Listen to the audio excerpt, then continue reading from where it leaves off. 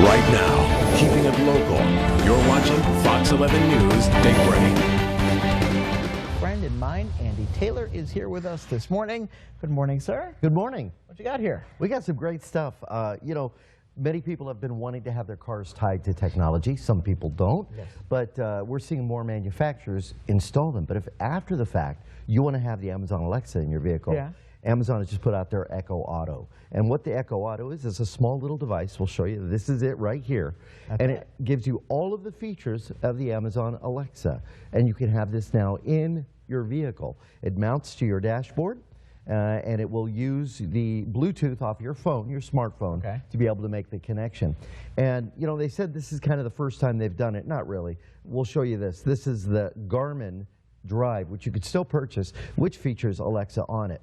And what I like about this is you could be driving and say, what's the nearest coffee shop? And it will direct you to the nearest coffee shop. I know your phone can do it, but now you have it all tied in to your Amazon devices. And it's a hands-free thing, too. It's hands-free as well. You can make phone calls with it. And if you don't have Bluetooth in your vehicle, if you look here, we'll show you, it does have an aux port. So you can use the aux cord on it. But again, you do tie it to your smartphone. It doesn't have like a 4G LTE connection. But this is real nice. And these only sell for right around $60, which is $60. So you can have the Amazon device. Alexa is everywhere. I tell you what, I drive, and you know, with this device, I'll be driving, and I'll be able to say, hey, let's play Jeopardy. If you get bored in traffic, if you were sitting on the 10 the other day for a long time, you would then be able to, you know, play games, do all kinds of fun stuff while you're driving and focusing on the road. Would help with the frustration, too. Exactly. Absolutely. Then, if a lot of people say they want to do podcasts, buy a mixer, buy a microphone, can get very pricey.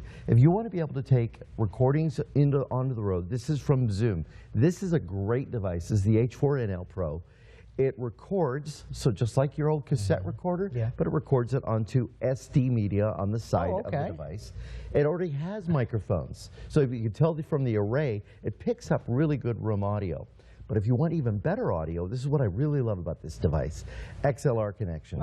So you could take an XLR cord, you could plug it into the actual recorder itself, and record from a regular microphone. That's very interesting. So you could use these ones up here. Or use this for a more directional type of conversation. And people who are thinking about doing a podcast, they want to be able to record, this is really a great way to do it and get some good quality audio. How much does that cost? This one runs just about $200, but you can connect it to your PC, transfer your audio that way, take it out with the SD card. Again, this is from Zoom, and they make a really good line of products. All right, Andy Taylor, thank you, sir. Nice seeing you. Sir. All right, it is 8:18. You're watching Fox 11 Daybreak. We'll be right back.